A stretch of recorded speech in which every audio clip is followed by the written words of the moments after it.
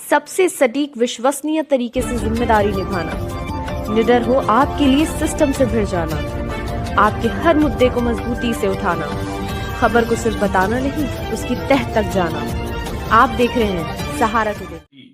देश की सबसे ज्यादा अनुशासित पार्टी कही जाती है और है भी, लेकिन राजस्थान में जिस तरह से भारतीय जनता पार्टी की अनुशासन की धज्जियां उड़ रही हैं, ये एक बहुत बड़ा भारतीय जनता पार्टी के लिए सेटबैक भी कहा जाएगा और बहुत सोचने का विषय होगा कि भारतीय जनता पार्टी के जो फैसले होते थे वो सबको स्वीकार होते थे और एक फैसला कोई भी हो वो एकदम फुल और फाइनल होता था। लेकिन राजस्थान में जो हो रहा है वो भारतीय जनता पार्टी के लिए मुसीबत बनता जा रहा है, क्योंकि जिस तरह से वहां पर राजस्थान में मुख्यमंत्री की देरी हो रही है, देर की जा रही है, उतने में आग जो है वो सुलगती जा रही है और आग बढ़ती जा रही।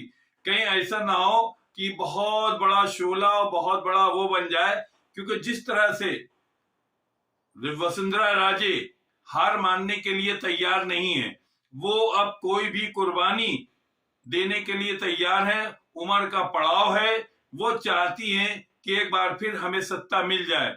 लेकिन भारतीय जनता पार्टी अब क्या करेगी ये देखने वाली चीज है। लेकिन जिस तरह से हलचल राजस्थान से लेकर दिल्ली तक मची हुई है और सिर्फ ये फैसला हो जाता, मुख्यमंत्री का चुनाव हो जाता, लेकिन वसुंधरा राजे की वजह से मामला बिल्कुल रुका हुआ है। और वसुंधरा राजे के समर्थक, मैं साफ बता दूं, वसुंधरा राजे के समर्थक अलग अलग बैठकें कर रहे हैं और अलग अलग खेमे में इकट्ठा हैं कि अगर उनकी तरफ से कोई संकेत मिलता है कि अब चलो हमारा साथ दो, तो वो साथ देने के लिए सब निकल आएंगे।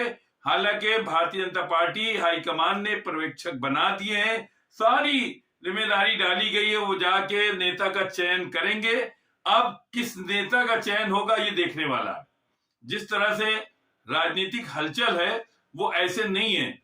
यहाँ राजस्थान के अंदर आग लगी हुई है, राजनीतिक आग बड़ी खतरनाक लगी हुई है। यहाँ पर सारे विधायक समझ नहीं पा रहे हैं कि होगा क्या।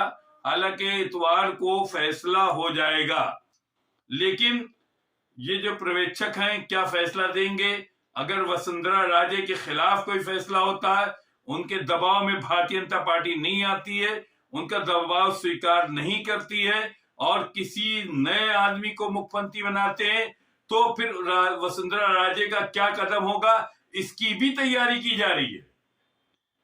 हाईकमान इस बात की तैयारी कर रहा है, इसीलिए देर लगा रहा है।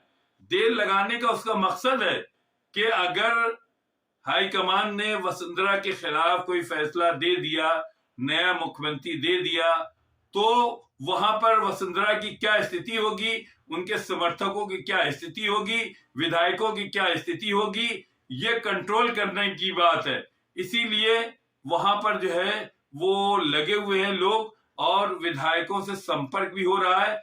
संडे को वहां पर जो पर्यवेक्षक जाएंगे, विधायकों के सामने चुनाव भी होगा। हालांकि नेता चुन लिया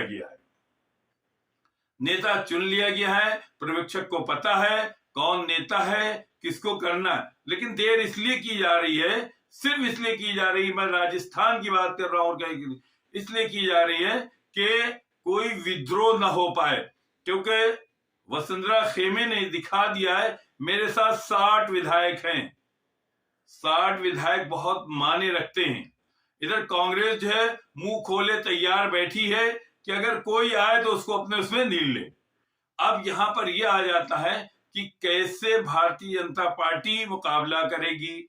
2024 का चुनाव है, सिर्फ 5 महीने रह गए लोकसभा में। क्या अगर भारतीय जनता पार्टी ने, मैं फिर कह रहा हूं, अगर भारतीय जनता पार्टी ने वसुंधरा राजे को मुख्यमंत्री बनाया तो यह समझ लीजिए कि भारतीय जनता पार्टी में पहला दबाव होगा, भारतीय जनता पार्टी के इतिहास में पहला दबाव होगा जो वसुंधरा राजे का होगा, क्योंकि उन्होंने अपनी ताकत दिखा दी है। इस ताकत को सामने रखकर हाईकमान फैसले ले रहा है और वो हर तरह से उस पर लगा हुआ है कि कैसे डैमेज कंट्रोल किया जाए, हालात को कैसे कंट्रोल किया जाए।